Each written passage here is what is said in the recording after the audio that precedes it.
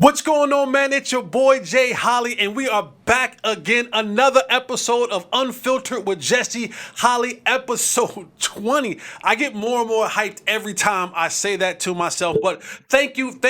You are all far too kind. You could have been anywhere in the world, but I am so glad you are here with me. I am Jesse Holley, the sports talk equivalent of Braille. People feel me when I speak. Remember, like, subscribe, tell a friend, go listen to us on Spotify, Apple, leave a 5-star comment, leave a 5-star and a comment, give me 5 stars and a comment, do all of that. Tell a friend that we outside and we're doing our thing, man. This is another great week, man. Sports is sportsin'. We got basketball, we got baseball, we got football, we got everything in today's show. But you guys know how I like to get down. I like to give my positivity in the beginning, because let's be honest, some of y'all ain't gonna make it to the end. I'm just not for everybody. But give me 3 listens. Give me 15 minutes. Give me 3 listens for 15 minutes, and I think I can change your mind. I do. And shout out to everybody who reaches out to me and say, man, we appreciate the positivity at the beginning.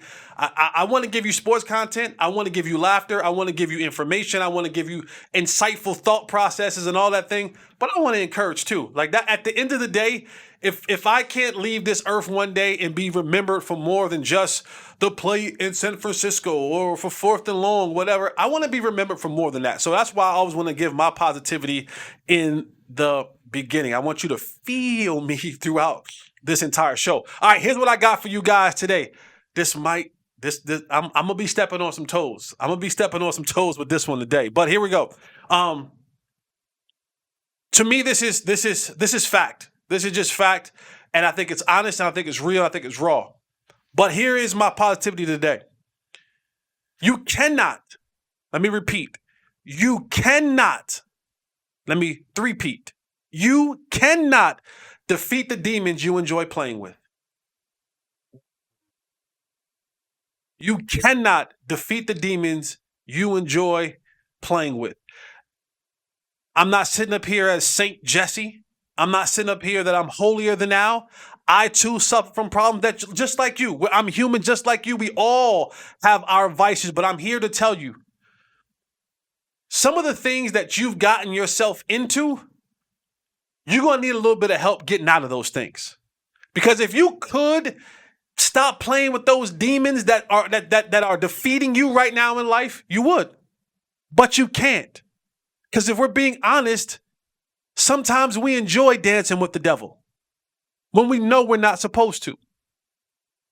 See, we want to have this moment where we're saying, I'm getting better, I'm doing this, I'm doing that, but then we fall right back into the plan of the enemy. It is very, very difficult when you have a habit or an addiction or a vice or something that has grabbed hold of you and you're trying to shake it. I'm here to tell you, you can't do it by yourself. You got to find something or someone or a group of people or counseling or something to help you defeat those things that you gotten yourself into.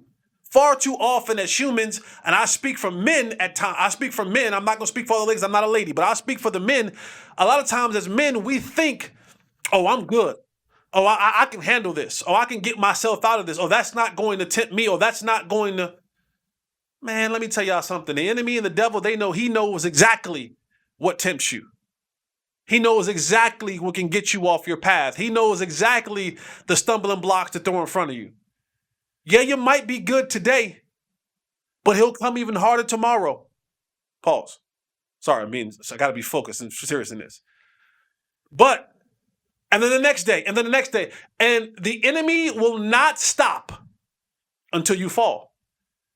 So we have to be careful about the things that we get ourselves involved in because we think it's as simple as, oh, I'll get me out of this.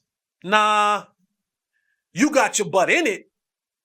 But it's very hard when we start playing around with them demons. It's very hard when we start playing around with those vices, those addictions. Because I can tell you right now, from personal experience, it's tough to defeat the thing we enjoy playing with. It's tough to say no to the thing that we enjoy indulging in. And those of you who are fighting these demons and fighting through those things, keep going. I'm here to tell you I'm proud of you. I'm here to tell you that, man, way to go. If the demons were alcoholism and now you're taking a step to get out of alcoholism and you're in AA classes and you're in small group classes, way to go. I'm proud of you. Keep going. Keep pushing. One day at a time. If it's pornography, if it's you spend money too much, you can't save well, whatever it is, whatever those demons are that you're dealing with, drugs, whatever it is, social media, hello, but still watch me on YouTube. But whatever those things that you're dealing with, it's tough to defeat the demons you enjoy playing with. And it's okay to go get help. It really is. It really is. It doesn't make you weak. It doesn't make you less than. It doesn't make you your shortcoming. It doesn't do any of that. It makes you smart. Guess who cannot fix an engine? Me. You know what I do when my engine acts up? I go get help. Guess who can't fix their own teeth? Me. You know what happens when my bicuspis ain't right? I go get help from a dentist. You know who is not an anatomy major? Me. You know what happens when my body ain't acting right? I go get help from a doctor. The resources are put there for a reason, to help you.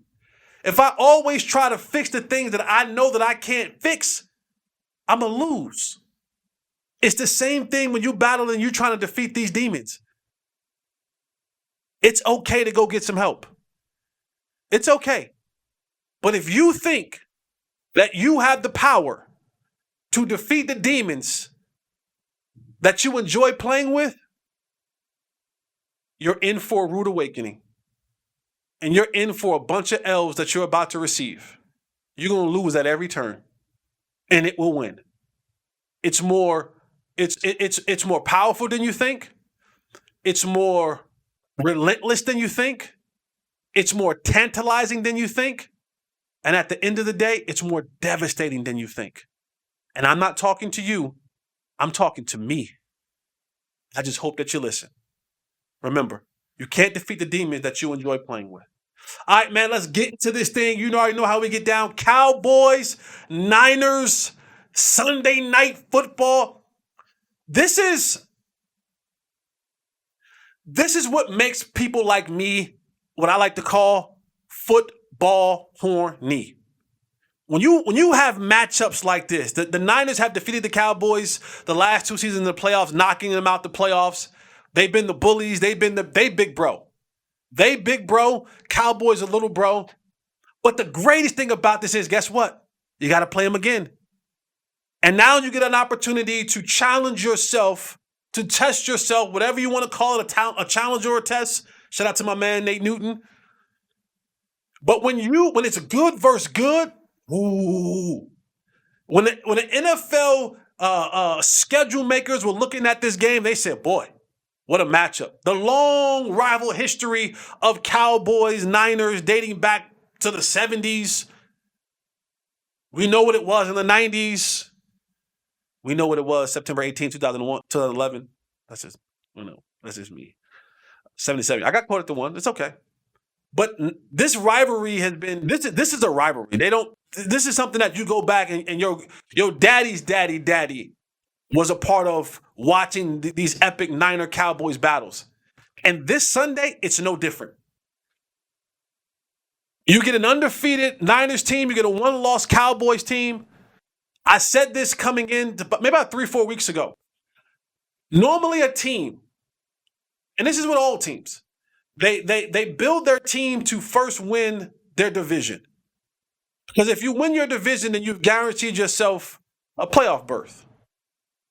And then you figure out your team is good enough to win the division, and then you say, all right, cool, we're going to win our conference. And then you get a chance to play the AFC. If you're the Cowboys, and the AFC, if you're AFC, NFC, depending on what tide you come on. But I felt like the Cowboys weren't trying to build their team to beat Philadelphia, to beat Washington, to beat the Giants. Yeah, that's a part of it. But felt like the Cowboys were building their team very similar, might I add, to the way that the Niners have built their team, because they saw them as Big Bro and they saw them as the bullies on the block. And the only way to defeat them is to build your team for that. And I'm in love with this matchup, man. When you talk about two Titans going at one another, I looked at some of the highest graded rushers in the National Football League. This is all of the Football League. Number 1, Nick Bosa for Niners. Number 2 and number 4, Tank Lawrence and Micah Parsons, Cowboys. You're going to get two of the best rushers in all of football. Nick Bosa, who is the reigning Defensive Player of the Year, and the runner-up, Micah Parsons. Now, even though to me, Nick Bosa won the award, when I watched them on film, and this is not Homer talk. Y'all know I'm honest. I'm very opinionated, but I keep it real.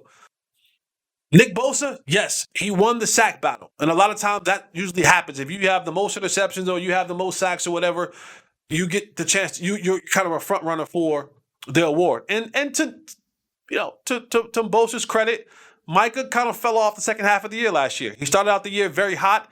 Last 6 games of the season for Micah last year, 1 sack.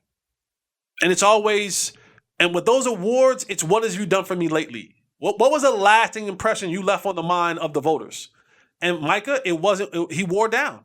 He looked tired, he looked banged up, and he didn't have that same pop and that flair that he had early in the year where he was getting at least 2 sacks a game. Nick finished the year out strong, won the award. But Micah was nipping at his heels. You get a chance to see those guys today. I looked at the offensive grade, the players that have graded out in all of football, the highest so far. Number 1, Tyler Smith, Cowboy. Number 2, Brandon Ayuk, Niner. Number 5, Christian McCaffrey. Number 7, Trent Williams. Number 8, Dak Prescott. This is going to be a battle of the Titans. Teams that score over 50% in their games, have over 50% on their drives. I know we have some red zone issues, but the Cowboys are still putting up points. Quarterbacks, Brock Purdy, number 1. Sorry, Brock Purdy's number 2 at 56%. Dak Prescott, number 3, 53.8%.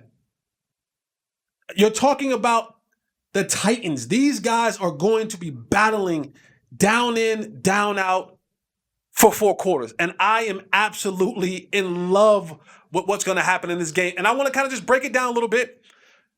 For me, I know that I'm going to do Cowboys offense and Niners defense. And then I'll do some more on Friday. I'll flip it and I'll do Niners offense, Cowboys defense. But for me, the Dallas Cowboys and what they've done, and when I went into my film study, the first thing that I thought about when I went into film study was this. If there is any time that coordinators matter, offensive, defensive, it's in a game like this. And to me, the coordinator is going to matter the most for the Cowboys offensively. And here's why. When you look over the last 2 games that the Niners and the Cowboys played, they were under the leadership and the play calling of Kellen Moore. I, for one, nothing personal, never was a fan of Kellen Moore's offense. I thought Kellen Moore, as an offensive play caller, Kellen Moore had a collection of plays. Like, he had a bag. And Kellen Moore had a bunch of plays in this bag. And I thought he would just randomly pull plays out of this bag with no rhyme or reason. One play wasn't setting up another play to set up another play to set up another play. It was just kind of it was like kind of a close my eyes, reach into this bag of goodies, and whatever I pull out, that's what we're going to run. And so a lot of times when you play in games, especially playoff games, where things get really tight and you have to have an answer, I think Kellen Moore marched his offense out there and Dak Prescott out there with plays that didn't have answers to what the defense was doing. And that affected the Cowboys. Last year, there were 2 interceptions in that game because a lot of what Kellen Moore did was what we call man concepts. A lot of his routes for the receivers were man routes. They work best against man-to-man coverage. Well, Jess, what happens when they run zone? I'm glad that you asked. So now when you're trying to run man routes into zone coverage, guys are being covered. And now the quarterback doesn't have an answer on to where to throw the football. So he either has to make a super precise throw, he either has to make a contested throw, or he puts the ball in harm's way. And with this Niners defense, you put the ball in harm's way enough, they're going to make you pay. And I thought that was a lot of what Dak had to deal with. And I am not a Dak apologist. I will tell you when Dak is right. I will tell you when Dak is wrong. At the end of the day, when the ball comes out of his hand, he makes the final decision, and it's on him. Now, if the ball comes out of a receiver hand and hits on the chest, that's on them. But I just always felt Kellen Moore did not equip Dak Prescott with answers to the test that he was given from the defensive coordinator. I think now, when you see the way that they are efficient, the way Dak is willing to take profit, whether it's large or small, there are more answers to the test now than we've seen in the past. And I know a lot of people are probably saying to themselves, well, Jess, this offense really hasn't exploded yet. This offense really hasn't been, 300 yards and da-da-da-da-da. And I get it. I understand what you're saying. I will counter that by saying, I don't think this offense has truly had an opportunity to really flex his muscles. And I say that because look at the 3 wins they've had. All those games have really been decided by halftime. A 40-burger in New York. They blew out the Jets at home. Nobody showed up in Arizona. And then you have what you have against the Patriots, 38-3. It was over. I told y'all, when Bones Fossil ran that fake field goal, fake extra point for 2 points, pack him up. Pack them jokers up. It was over. So offensively, when you're up 18 points, when you're up 2 touchdowns, 17 points at halftime, and you can kind of look at the game and go, man, they don't really have anything that we fear. Your job is now as the offensive play caller and the offense is, let's just control the ball. Let's not put the ball in harm's way. Let's not turn the ball over. And let's just grind this game out. We don't have to do anything over the top to win this game. This game is already in hand. So I think this offense really hadn't had a chance to fully blossom yet because of the form and fashion in which they won their 3 games earlier this year. I think that is beginning to develop. And I think when you play a team like the Niners, where I would be hard-pressed to believe that at halftime this game will be decided. I think it's still going to be a game where now you really got to dig into your bag and have a game plan to go against a team that is equal to or better than you, both offensively and defensively. So the Cowboys have opportunities to do so. I think the running game is good. I don't know if you're going to have Tyron Smith back this week. Tyler Giannis is going to be there. Tyler Smith, who's rated out the highest offensive player in all of football last week. He's good. He's good, ladies and gentlemen. And you can forget any thought about him going to play left tackle. Tyler Smith is not your left tackle anymore. They have decided to leave that young man at guard, and I'm okay with it. Because he's settled in, and when you're a young player trying to learn your way in this league, being able to settle in at one position and really lock in on the skills that it takes to be successful in that position is better for a younger player. Tyler Smith is your left guard going forward. Tyler Giannis is your center, and I'm praying to my God. I'm praying to my Lord and Savior Jesus Christ that Zach Martin is able to go in this football game because you're going to need it. You're going to need it. And if you have those guys with Terrence Steele, and I don't know the condition on Tyron Smith. He's been out the prior 2 weeks. He worked on the side today with the rehab group. I don't know what he's going to be for the game. I hope he plays. It would help. But I don't know. But at least having some stability will help the Cowboys. You got to get the run game going. You're not going to be able to run at these dudes. They give up 63 yards rushing on the year. They are assignment sound. Well, I think the Cowboys, what they do have in their favor is they have their Jimmys and Joes at the receiver position are better than the Niners Jimmys and Joes at the cornerback position. There are a ton of plays that can be made, double moves, slants, hitches.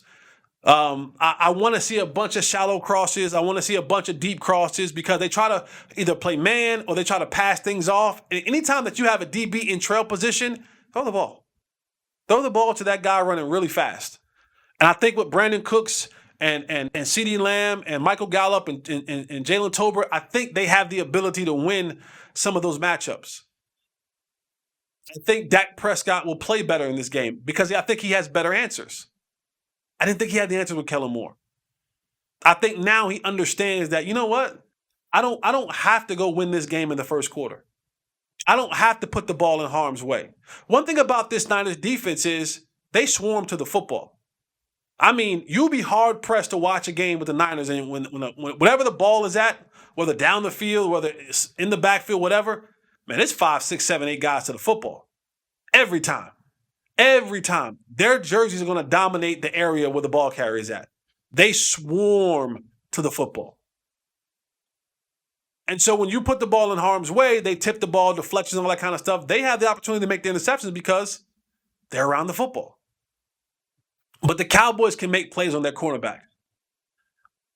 Told y'all I'm not trying to be messy.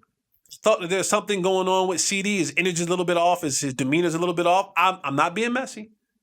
Just look at it. Something to check out. But he has to step up. He has to play big, especially when we get in the red zone. The Cowboys, they see 88 on his jersey and they may think that's Des Bryant. I'm not saying that CD can't be a good red zone target, but if you're going to run that fade route that they've been running in the red zone with CeeDee Lamb, I need better effort, CD. And I need better effort at the line of scrimmage. You got to win that route at the line of scrimmage. All that's coming off slow, lollygagging, all that kind of stuff. You got to dominate the line of scrimmage. Make a decision and go. And then be big. Be a strong force. Go up, grab the football. But this is going to be a good game. Offensively, the Cowboys, they have some advantages. Like I said, at the receiver position, tight end group, you got to show up. Now, as far as defensively, when it comes to the Niners, they don't do anything special.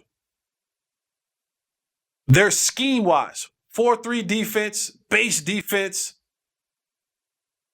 even front, nothing special, but they have special players. Their scheme isn't special. They aren't doing anything exotic. They aren't doing anything confusing. They just got dogs. Headed by Nick Bosa. They're up front. Eric Armstead, Javon Hargrave, we know him from Philadelphia. Nick Bosa, and Keelan Farrell, all first rounders.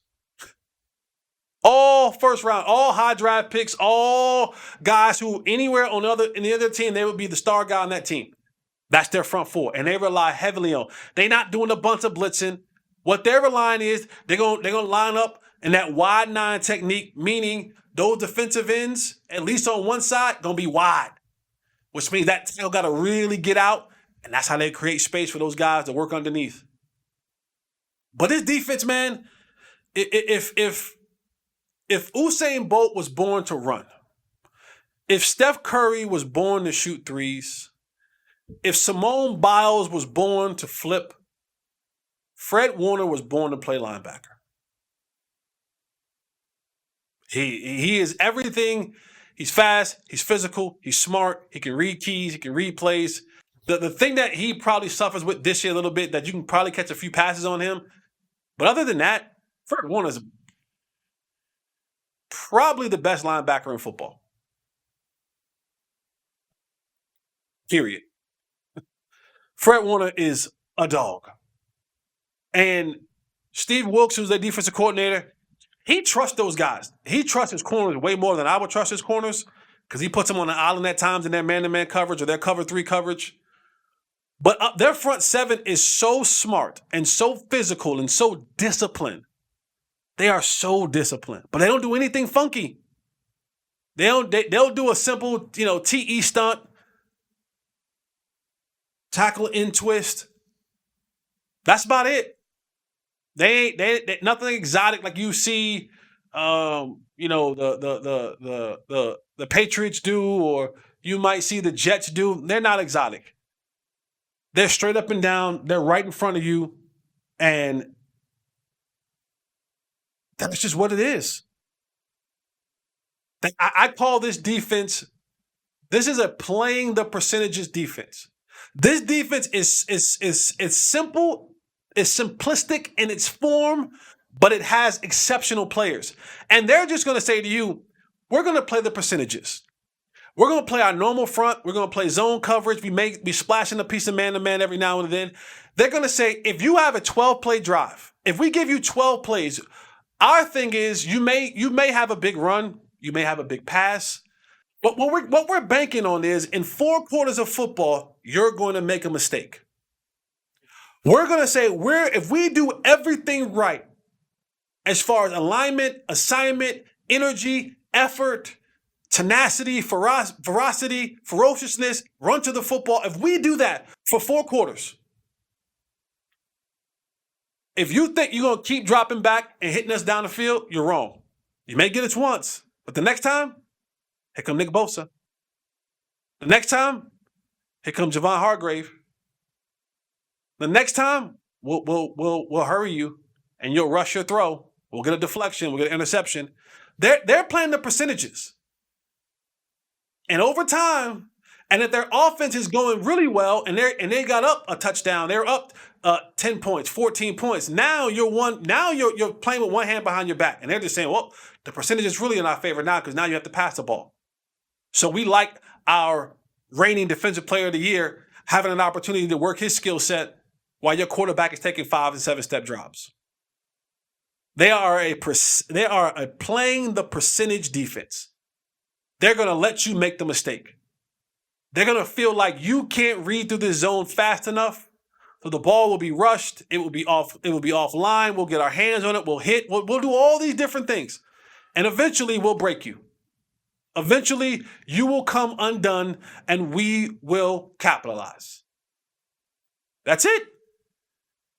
That's it. They understand that you will make the mistake. That's what they're living off of. And they're 4-0 doing it right now in dominant fashion. But there are plays that can be made on this defense. They have the names. They got the young kid, Hufunga, who looks like a young Troy Polamalu, who, by the way, his mentor, Troy Polamalu. He looks exactly like his mentor. Exactly like his mentor. He's smart, exactly like his mentor. He's going to play down close around the line of scrimmage, but he's physical, he's fast, he's smart. If anybody's playing some games with you, it's going to be him. He's going to be up, he's going to be back, he's going to be in, he's going to be out. He's trying to confuse you a little bit, but for the most part, it's easy peasy, man. It's going to be the Clash of the Titans.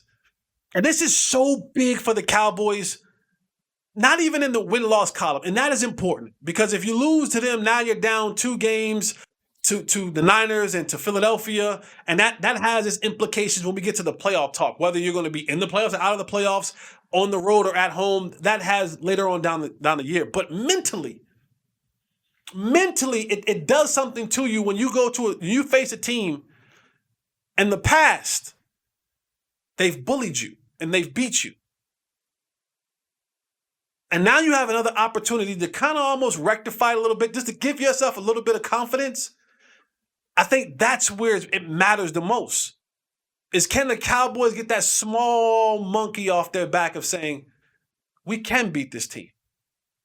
We you know what? We do belong on the field with this team. This team is not superior to us. We like our chances versus this football team. But in the words of the great Ric Flair, in order to beat a man, you got to beat the man. And that's the only way to do it. There is no such thing as I don't believe in moral victories. If you are a moral victory believer, you're wrong. I want no parts of you. I want no part. Moral victory, there's no such thing as moral victory. I think there's lessons and losses. Yeah, sure. There's no moral victory. Give me all the victories. I don't want it morally. I want the actual victory. And so there is no moral victory to be won in this game. There is actual wins that need to be won in this game. The Cowboys need this. They need this, like I said, not only for the win column, but just for the psyche of them. Because let's be honest, they got bullied. They got bullied at home. They got bullied at home.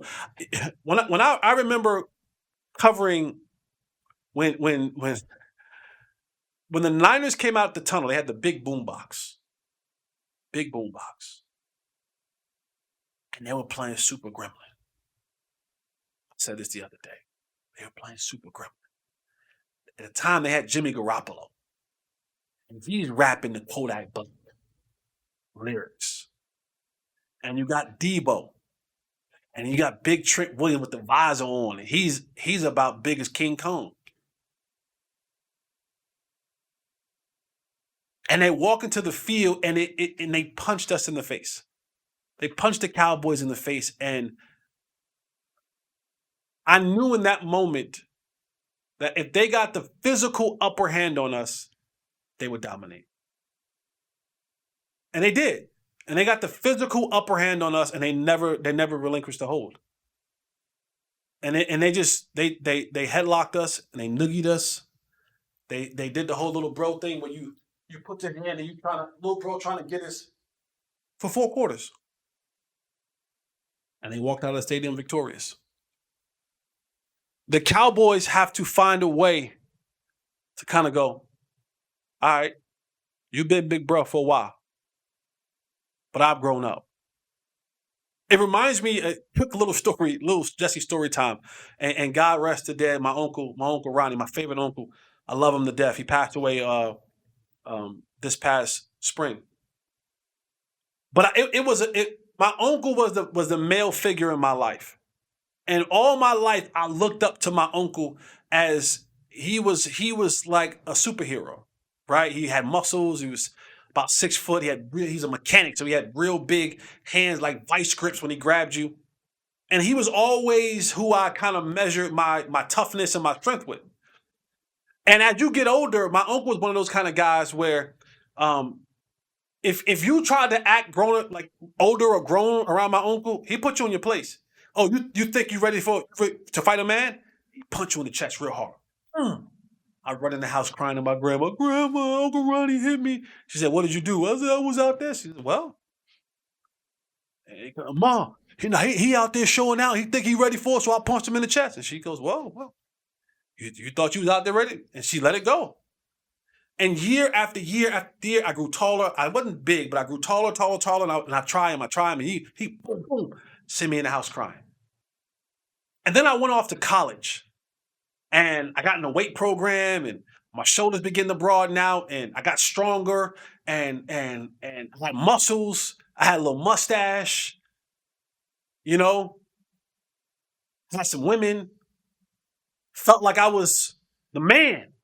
And I remember coming home after my sophomore year. And I remember coming home up to like 215 pounds. Now I'm looking good, Tay. I'm looking good. And we were in the house, and it was a narrow stairwell, right? And he's coming down, I'm coming up. And now to get both of us 2 men, somebody has to break and turn sideways. And I'd already made my mind up. I'm not turning sideways. I'm no longer big. I'm no longer little bro. I'm not turning sideways. And in his mind, he said, I'm big bro. I'm not turning sideways. So here it is. Uncle Ronnie's coming down the steps.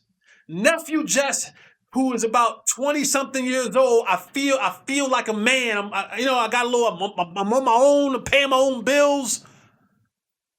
I got weight on me. He's coming down. I'm coming up. Big uncle, little nephew. Somebody has to break stride. We decide nobody's breaking stride, and we come shoulders broad and we bump shoulders. Boom. Now, when we bump shoulders, we kind of turn each other and we're looking at each other. I'm looking at him, he's looking at me. I'm looking at him, he's looking at me, he's looking at me, I'm looking at him. And we grab each other. We begin to tussle in this small little basement stairwell. And I remember like getting up under my uncle. I was squatting like 600 pounds. It's a true story. And I remember squatting down, and I remember picking him up. I'm no longer little bro. I'm no longer little Jess. and I'm picking my uncle up, and I can feel the tension, and I'm winning. Then all of a sudden, I felt this sharp point in my side. And I was like, ah. I dropped him. I let him back down. And I looked. My uncle, who always kept a pocket knife. At this point in time, he had reached into his pocket. I don't know how he did it. Flipped his knife out and stuck it into my side. He didn't puncture me, but it was pressed up against my skin. And he looked me in my face. I looked him in his face, and he said, "I'm not playing with you no more."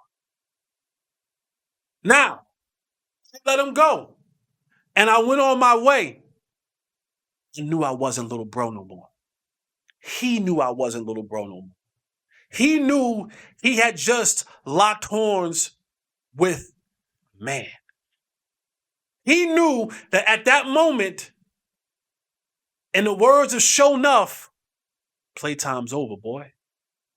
He knew little Jess, he knew that punch in the chest wasn't going to do it now.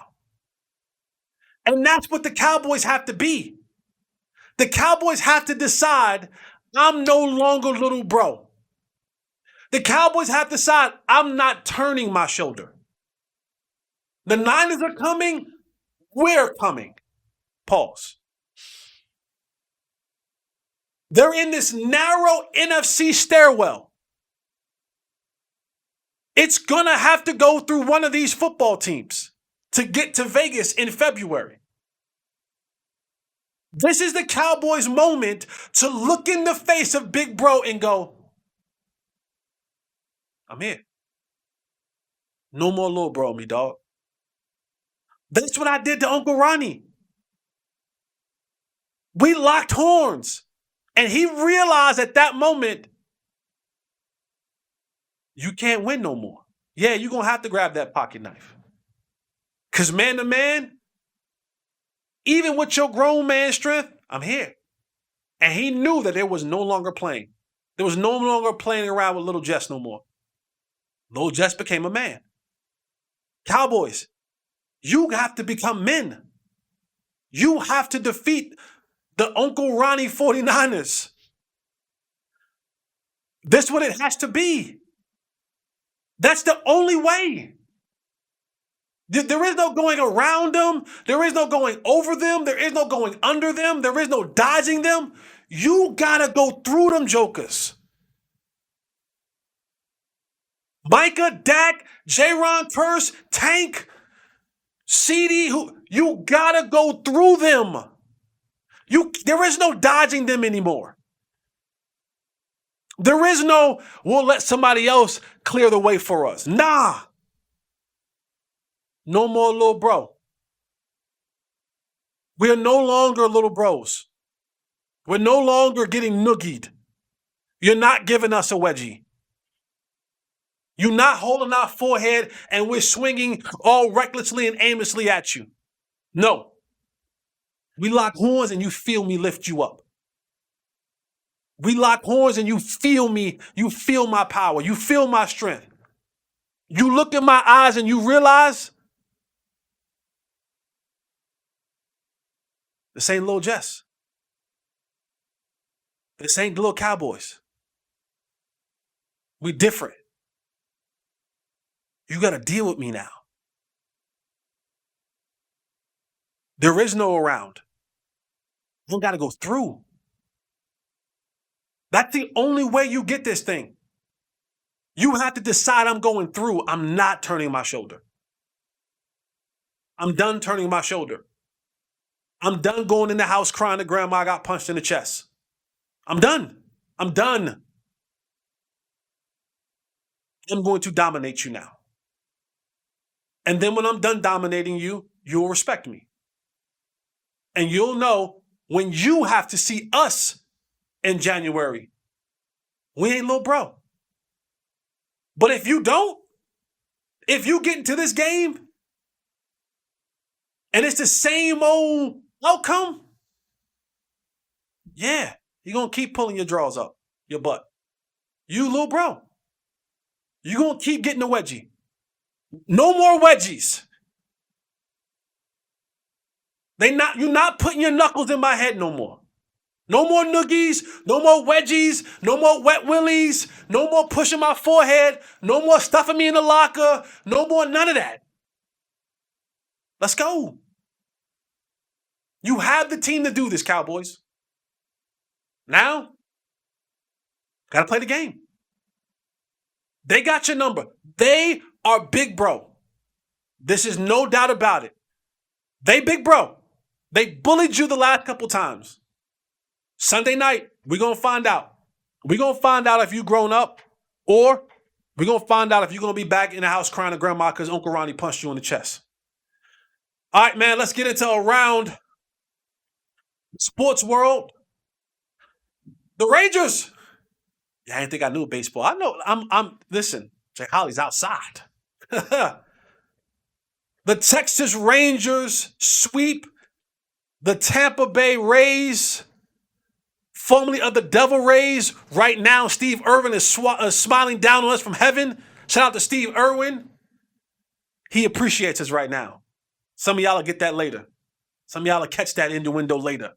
But Steve Irwin is smiling down on the Texas Rangers from heaven and saying, hell yeah, boys. Way to go. Way to go. 12-year drought. The monkeys off their back. The Rangers have not won a playoff series in 12 years. They're 0-6 in the final games of those playoff series. That little, I'm not going to call it a gorilla. I'm going to call it an orangutan. They got the orangutan off their back. And that's the start. Producer, partner, Taylor and I, he said, I got to give him credit. I got to give you credit. We had like a 15-minute argument. Tuesday? Monday? Monday. And everything that he said, he's like Mr. Cleo over there. He's got a crystal ball. Everything he said about what the Rangers could be in this series came to fruition. So I'm like, man, bullpen has been trash, pitching has been trash, the bats ain't really been there. He's like, but Jess, I'm telling you,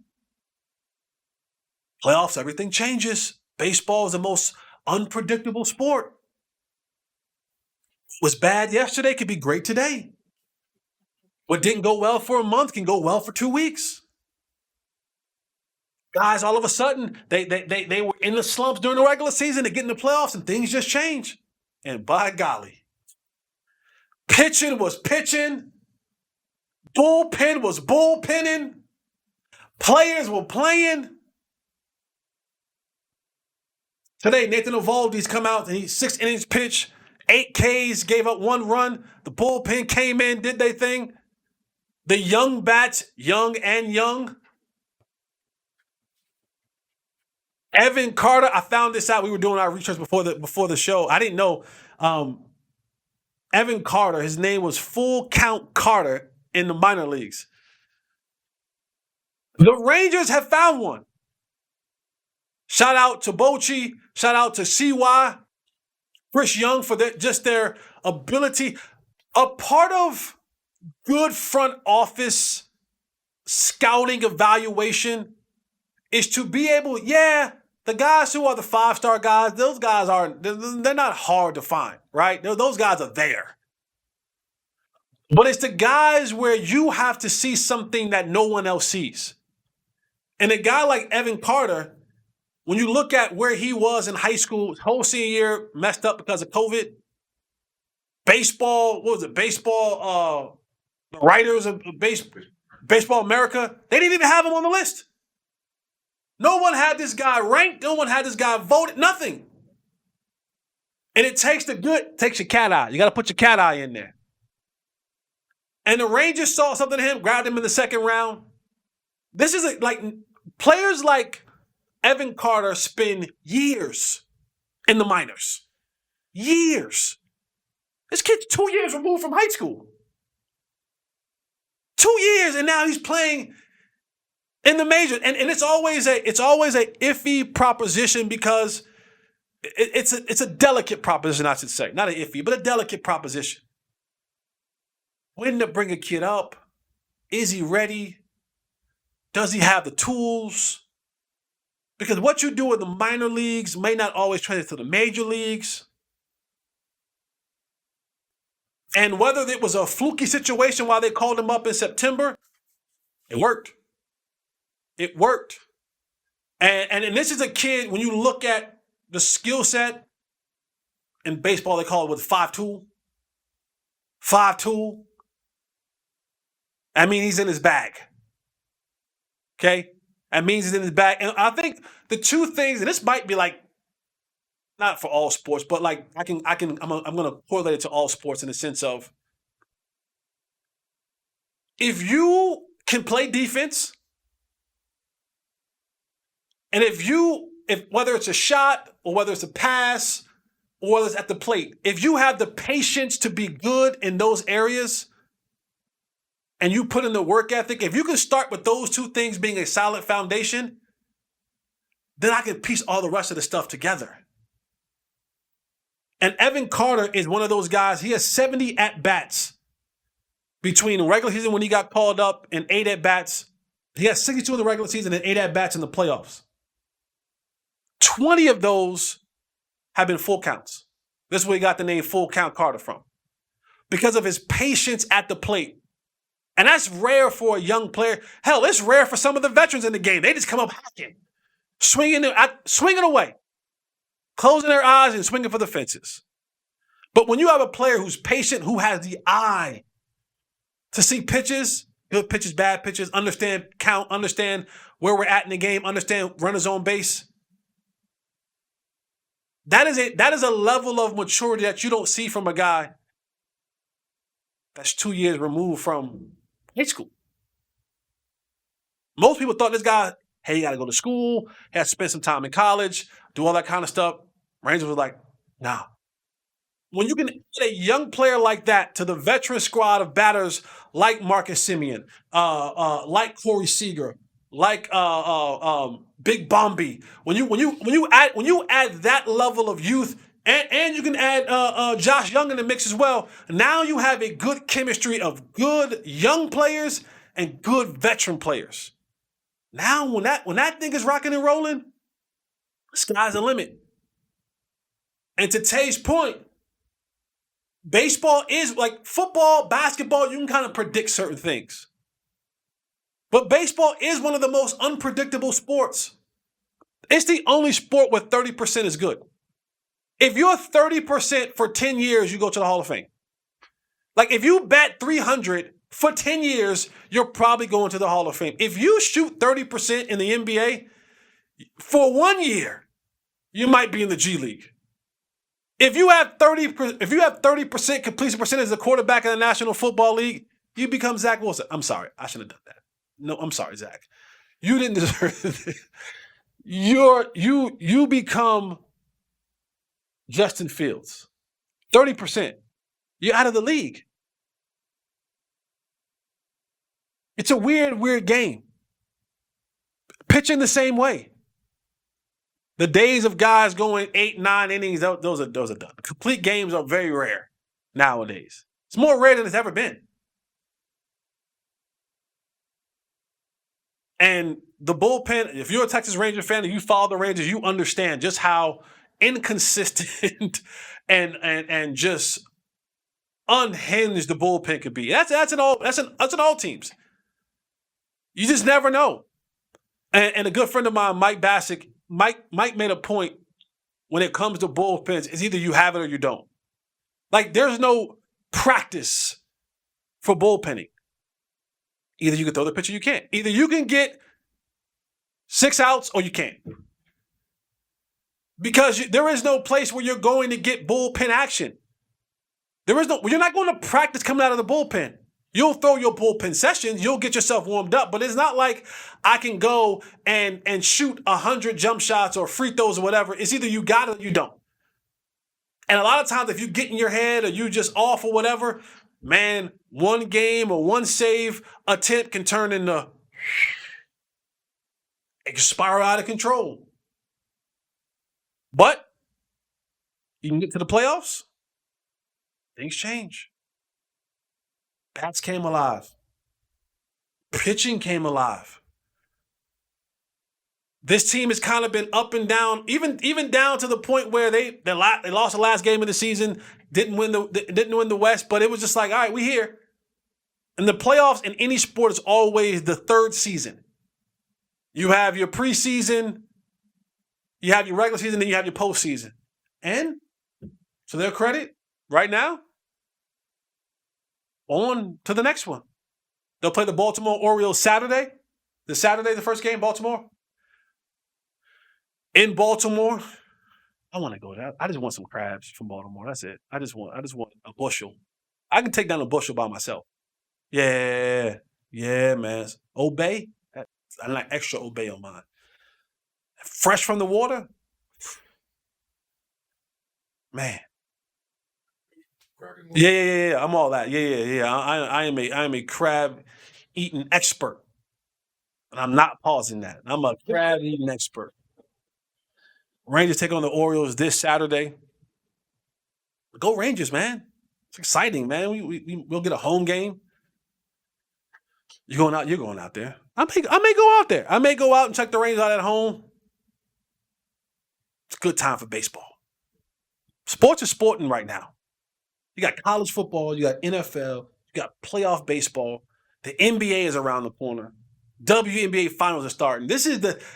Honestly, I know they say December, the most wonderful time. This is the most wonderful time of the year right here. This September, October bubble, the sports bubble right now, man, I walk around football, sports horny all day because everywhere you turn, there's some action happening.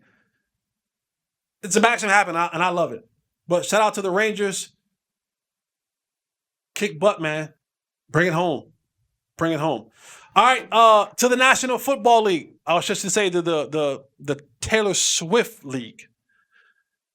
Ever since Taylor Swift and Travis Kelce have gotten together, this is taken over. It was Deion taking over sports. Now it's the Swifties. And she showed up in Kansas City, and then she showed up in New York. And the NFL has absolutely loved it. They have eaten it up. They have eaten it up so much that people are like, all right, we're tired. They had Taylor Swift as their background. They had Taylor Swift on, and people didn't like it. Players didn't like it. Fans didn't like it. And the NFL had to come out today and they had to defend their love for the Shield / for Taylor Swift. And it's like, hey, we do this kind of for everybody.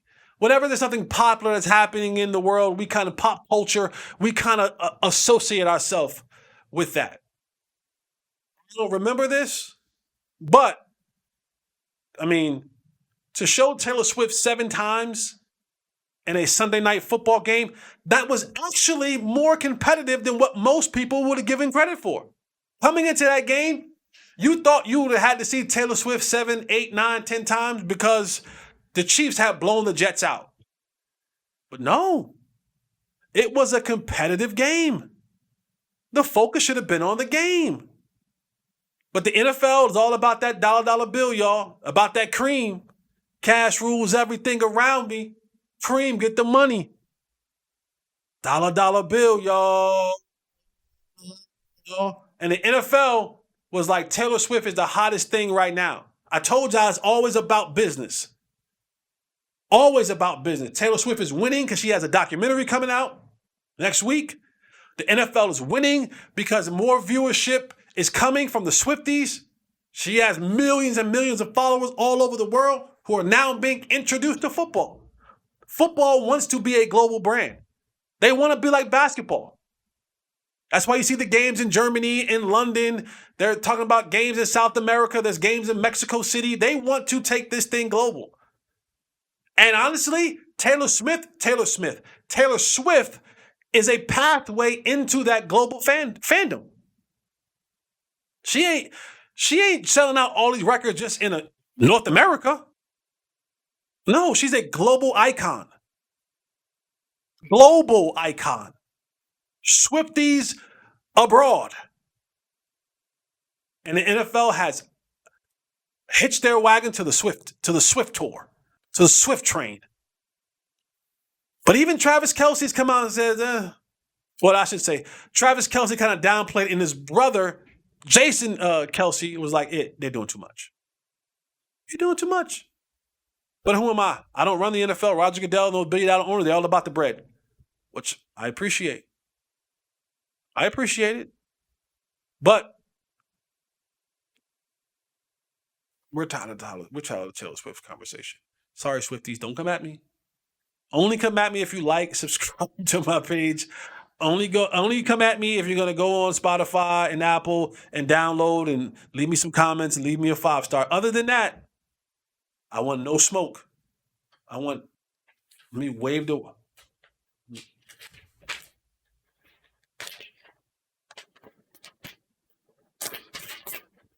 white flag, Swifties. I want no smoke with the Swifties. I'm too old for smoke with the Swifties. Please. I'm just saying we good. We good on the NFL and the Swifties. Just let us play football. No smoke from the Swifties. I appreciate you all. But yeah, the NFL, y'all doing a little bit too much. You know who else is doing a little bit too much? I shouldn't say doing too much. You know who else is spicy? Pumpkin spice is usually the spice of the season right now. October, November, the fall months, it's usually pumpkin spice. There's a lot of jalapeno spice going on right now in sports. And I, for one, I like a little spice in my life. And there's been a bunch of spice that's been happening, man. Starting with our boy Dak Prescott. Earlier this week, Todd Archer, beat writer, reporter for ESPN, was in the post-game press conference last Sunday talking to Dak Prescott, and he brought up the Niners and basically the Cowboys being little bro and the intercept stuff like that. And Dak responds with, yeah, thanks for pissing me off now. Like now, if I needed any more motivation, I'm pissed. And I like spicy Dak. Pause. I don't know the flavor of Dak. That ain't my cup of tea. It's not my cup of tea. Okay? But I like attitude spicy Dak. And I hope that he keeps that. Like I told y'all earlier, you can't big bro me no more. And Dak's he's a little bit coming unhinged. Usually Dak gets to the press conference, he gets to the podium, and he's always right answer, right tone, right message, accountability. I'll take that. My fault. The team. He gives you all the politically correct answers. Dak tired of y'all. Dak tired of y'all coming at his cranium. Dak tired of y'all coming at his performance. Dak tired of y'all coming at everything that related to what he is about. And he's snapping back. I like it. I like a little spicy in my life. The spicy continues. Who was my next spicy? Oh, Jamar Chase, star wide receiver for the Cincinnati Bengals. Boy, losing bring out the spiciness of us all. When things ain't going right, and especially from a receiver, boy, we some divas. Ooh, we some divas. We are the most we're the deviest of divas. There's no more divaness than the wide receiver position. None. Especially the greats, Jamar Chase, one of the greats, one of the elites. I put him in that conversation. But things ain't going right in Cincinnati. They came out and they were supposed to be the one to challenge the Chiefs in the AFC for the crown. Joe Burrow messes up his calf. Things ain't quite right. Jamar Chase is not eating the way he's eating. They're not winning. Things ain't happening. It's supposed to be happening. And they asked Jamar Chase about being open. Jamar Chase, I won't use the language that he used because I'm a man of the Lord. And I don't use that language. Thank you, Jesus. But Jamar Chase, they asked him about, opportunities and being open, and Jamar Chase just simply said, I'm open. I'm always F-word open. Then he excused his profanity.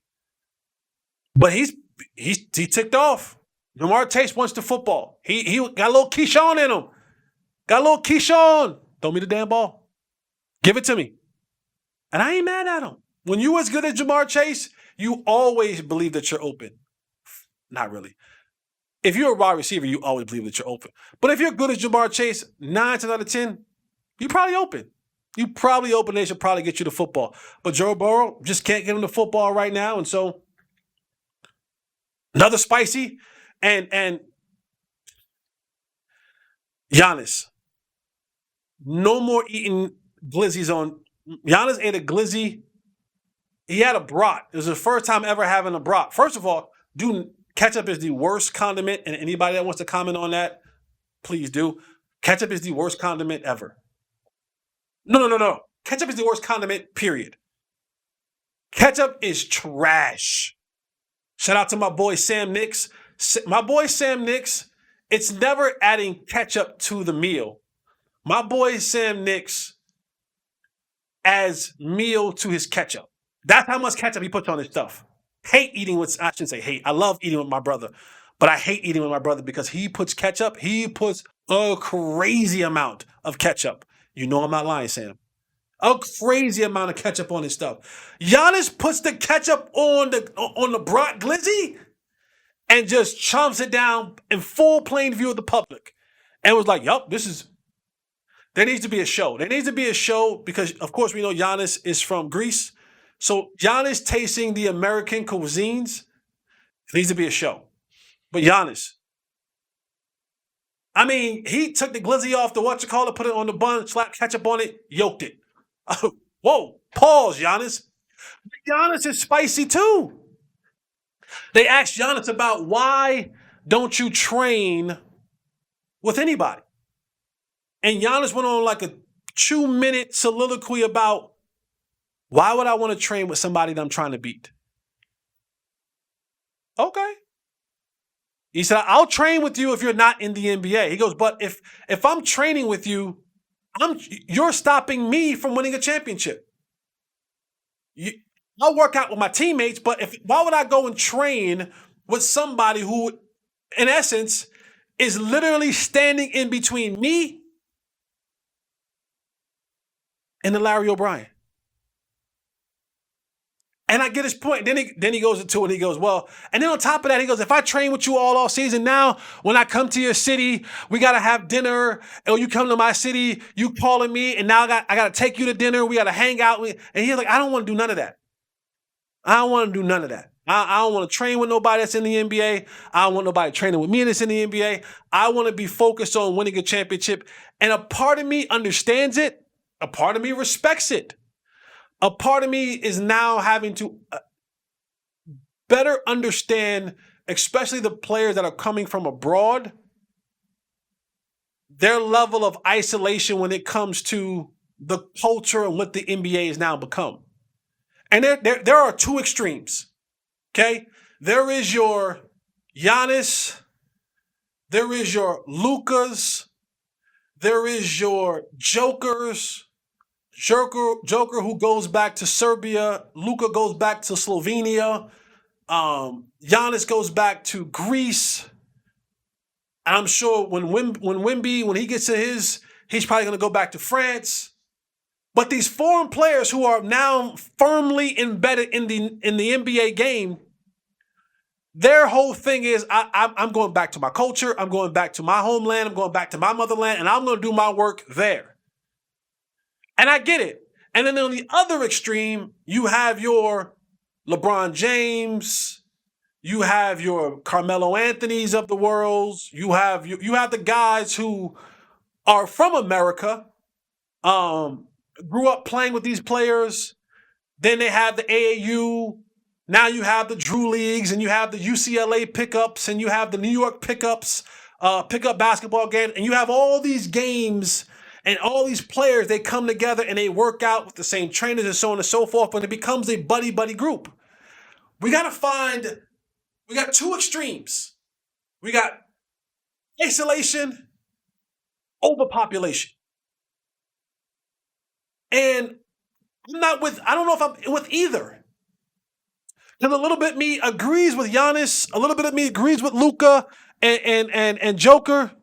But also, I come from the culture of the LeBrons and the Melos and the overpopulation because I played high school in the same state. I played college ball. I played in the same AAU teams. I played in the league. So I get it.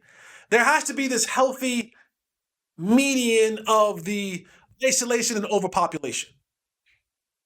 I don't know who that is, who has a healthy of I'm gonna do my own work, but I might get some shots up with y'all. Because I do think the guys who isolate themselves, the Giannis's of the world, the Lucas of the world, it makes it very difficult for them to gain teammates. Now I know you're gonna say, well, Giannis won a world championship. Correct. And he did it his way, but he didn't get free agents to come to Milwaukee. They built a really good squad. He honed his game up and it worked. And then you're gonna say, well, Joker, he didn't. That's fine. I get it. They built a good squad around him. They drafted well, they built well, they traded, they got the pieces around him, and Joker, 2-time MVP, took this team to the finals and won.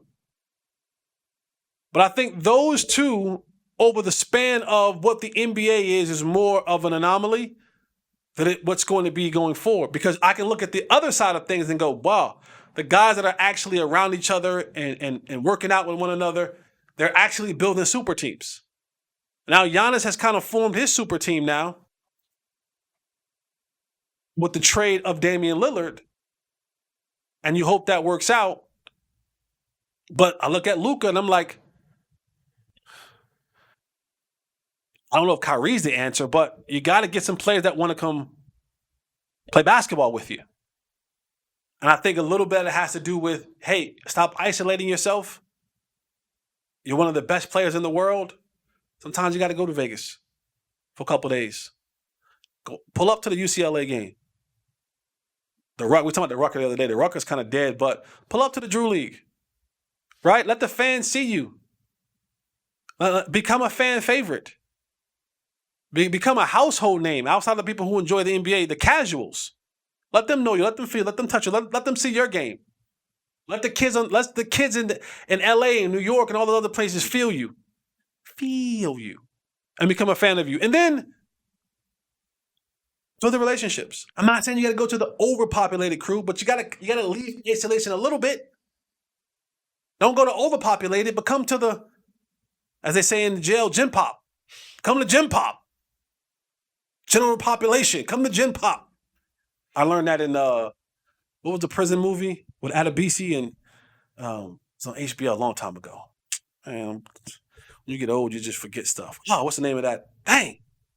Adebisi with a little hat to the side, and they had the Irish dude who does the Allstate commercials. Oz. Yeah, gotta come to gym pop. So they call it an Oz. And then you got to finish off player spice, you got Josh Jacobs. Losing brings out all the spiciness. Josh Jacobs, running back of the Oakland Raiders. I'm sorry, running back of the Las Vegas Raiders. He said he's tired of losing, man. I'm tired of losing. Fans are yelling at the owner. They're spicy. They're yelling at Mark Davis and telling him that he needs. They said I won't say what they said to him, but he's telling them smarten up. And they're like, no, you smarten up, bro. Don't get no more bowl cuts and get rid of Josh McDaniels. No, they didn't say that. They said the other choice words. But I love spicy players, spicy coaches. Mike Malone, spicy. LeBron and AD talking about we can't wait to play Denver. I don't know why they said that, but Mike Malone's like, I ain't worried about them. If they still worried about what we did 4 months ago, they wrong. I'm not worried about the Lakers. The Lakers worried about us. Cool. And I get it. You can stand at that point when you won the championship. And I think the Lakers should be more focused on, I know you want to chase the champion, but AD, play more games. Street clothes, play more games. Before you start, play more games, street clothes. Yeah, but give me good spicy. I'm the spice of life. Spicy's good. Spicy's good in sports. I like spicy Dak. I like spicy Giannis. Jamar Chase, I feel you, brother. Wide receiver to wide receiver, you want the rock. You always open. We always think that. What about, before I leave out of spicy, Greek Freak, Dame Lillard, together now? The name for Greek Freak and Dame Lillard, what y'all think?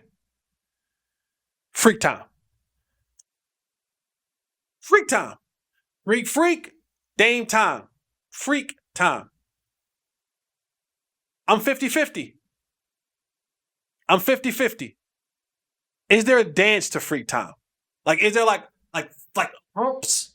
It's like if you get an and one, if Giannis dunks on somebody, is he gonna like hump that? You know what I'm saying? If Lillard shoots a 40-foot three, is he gonna be like? Is he gonna do? If you're not gonna do a hump to it, I don't want it. I'm sorry. Pause. If you're not gonna do a hump to it, don't call yourself freak time. Something freaky got to come out of this. You got to do the old school Prince. You got to hit like a game winner. You can't do this no more, Dame. No more Dame time.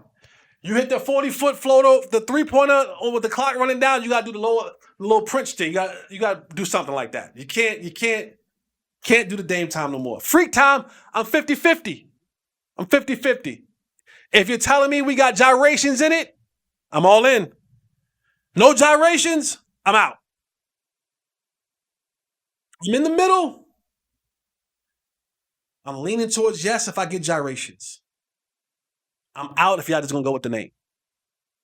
I need something with it. You know, LeBron does the he does the crown. I'm with it. You know, King James, you put the crown on, I'm with it. You know, back in the day, still now, Steph Curry will give you the shimmy. I'm with it. James Harden used to give you the I'm cooking. What's some more they used to do? Who else? I don't know, but give me something with your name. Like you just can't be out here with the freak time and y'all got nothing. A 3-pump minimum. A 3-pump gyration minimum, or leave the name alone. You got to give me something. You cannot have a swaggy name and not have the swag to go with it. Everybody has a swag. Anybody that has a name has something to go with it. You know what I'm saying? So we'll see how that goes. All right, let's end with this right here. I told y'all, it's never a segment if we don't add Deion to it. Never. The Colorado Buffaloes, the primetime Colorado Buffaloes, 4 out of their 5 college football games have been the most watched football games in all of college football. 4 of their 5 games. On top of that, 2 of their Pac-12 games have been the most watched games. The USC and the Colorado State games have been the most watched Pac-12 football games in all of Pac-12 history. Prime time is in full effect. But I think they come to an end this weekend. Not because they're going to lose, because I think the attention is now going to be on the Red River rivalry. Said it right. I thought I was going to stumble through it. That's why I slowed it down. Texas, Oklahoma at the Cotton Bowl this Saturday. I think this is going to be the I stumbled on that. The most watched game this weekend. You have 2 undefeated teams. This is a pivotal point for both Brent Venables and for Steve Sarkisian.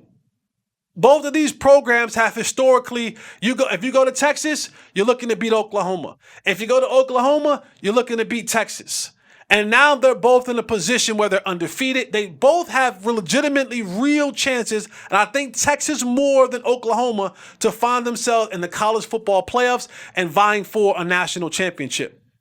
These type of games right here can catapult you into that conversation. And I think Texas is hovering around that top 1 spot right now.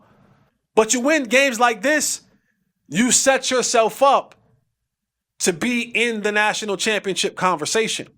And both of these programs have really been putting it on this year. I actually might go to this game. I might go to this game this weekend. I might.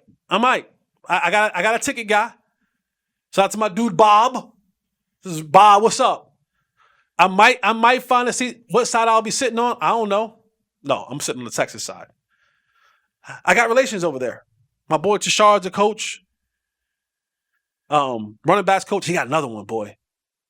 Jonathan. What's it? Jonathan? I'm drawing a blank. Jonathan. Running back. Brooks. Is it Jonathan Brooks?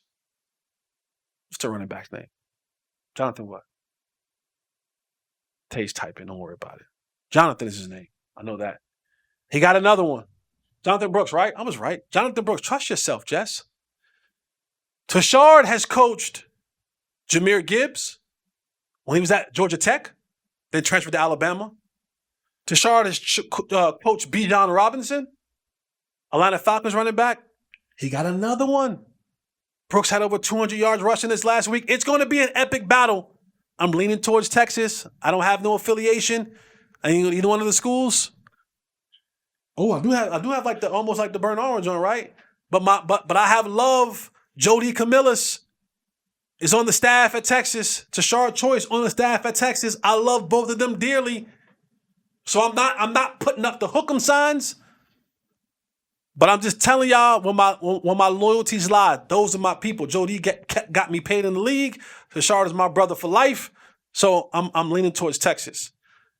But I do want to say there's something that's very, very critical and why I put this the way I put this. There needs to be a conversation that's had. I'm going to try to make this as brief as possible because I know we've been going for a while. But there needs to be a conversation that's had. And I think right now, Deion is putting on a masterclass at Colorado in marketing.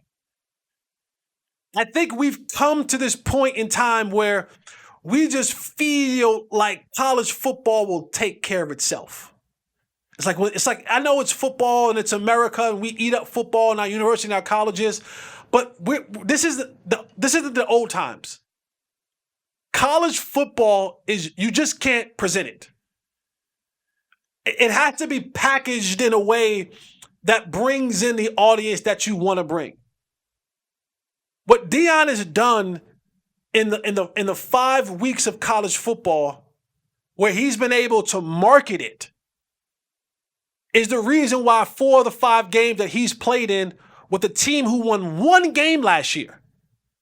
1. And most of their games are starting at 11 o'clock.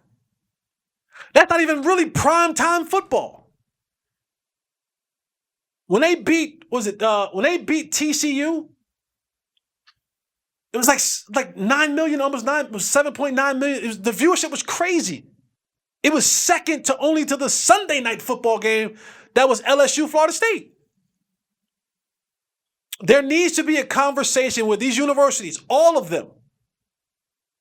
Because Alabama you just can't present Alabama anymore. You just can't present Georgia anymore. You just can't present LSU anymore, Florida State or Miami, Notre Dame or Michigan. There needs to be a real conversation about the marketing of it, not the PR people that work in the business, but a true marketing. If Deion wants to make some extra money this offseason, you know how coaches go around and do these coaching clinics? Deion needs to go around and do marketing clinics. Because you just can't, there's too much stuff to take our attention away. And now you have to capture the eyes of people who have attention spans this small. So you have to figure out ways through the marketing tools, whether that's social media, whether that's YouTube, whether that's shorts or whatever it is, you have to figure out, and even with recruiting. I talked about this before. You just can't send handwritten letters don't mean anything to these young kids anymore. To me, 20 years ago, it was everything. You go to the mailbox.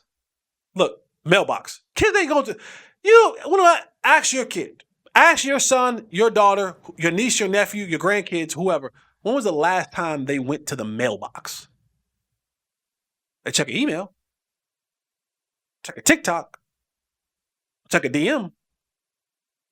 They ain't going to the mailbox. So there has to be a way, a class to figure out how. Right? A&M, Baylor.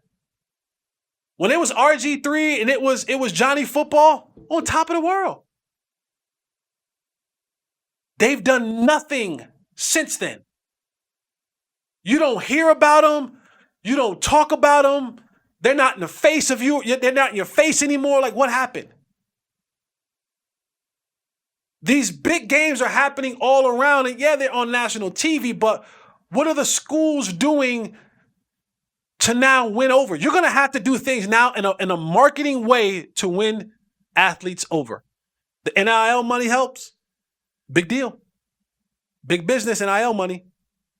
But there needs to be a masterclass. There is a masterclass being put on by Prime and the Colorado Buffaloes. that I think needs to go in a Smithsonian somewhere or needs to be on a world tour this college football offseason. We got to get back into the marketing game of college football. You just can't present it like you used to back in the day, and we eat it up. The older people will, but we're not. You're not 18 to 35. Half the people that's watching this right now, you ain't 18, and you ain't in between that 18, and you ain't 35. How are you going to reach the 18 to 35-year-old? That's the demographic that you're trying to reach with, especially when it comes to sports. Got to market better. You cannot just roll your product out there anymore and just say, we're Alabama. We're Georgia. We're LSU. Yeah, locally, centrally, yes. But if you're going to grow this thing and make it as popular as it can be, there needs to be a masterclass in marketing that takes place. Universities need to pour money into marketing like you do the facilities. Get some marketing people. Tay's way too busy. Got my stuff happening. I don't need his attention to go nowhere else but Unfiltered with Jesse Holley and Fanatic Views. I don't need his attention to go nowhere. Don't call him. No, but you need to get people in the door that know this stuff, that knows how to reach 18 to 35. That needs to be a conversation that is had. All right, man. I've talked long enough. I appreciate you all being here. Like, subscribe, tell a friend to tell a friend. Feel me. Do whatever it is you got to do. Go to Spotify, go to Apple, wherever you may listen to it, audio, visual, leave comments, 5 stars, do all that good stuff. Allow me to be a part of your life. I want to be a part of your life. I love you. I hope that you love me. I hope that you got something, that you learned something today. I hope that you laughed till tears came out your eyes. I hope that it was insightful. I hope it was fun. And I hope that you come back. I hope you listen longer than 15 minutes. I hope that after I gave you some love and some encouraging things in the beginning, you stayed to the end, to this moment that we're having right now. But that's all I got. I'm out. Remember, never let anyone tell you that their life is better than yours, because it's your life. And stop playing with them demons. You're never going to defeat them if you enjoy playing with them. Eliminate the contingencies. I'm out.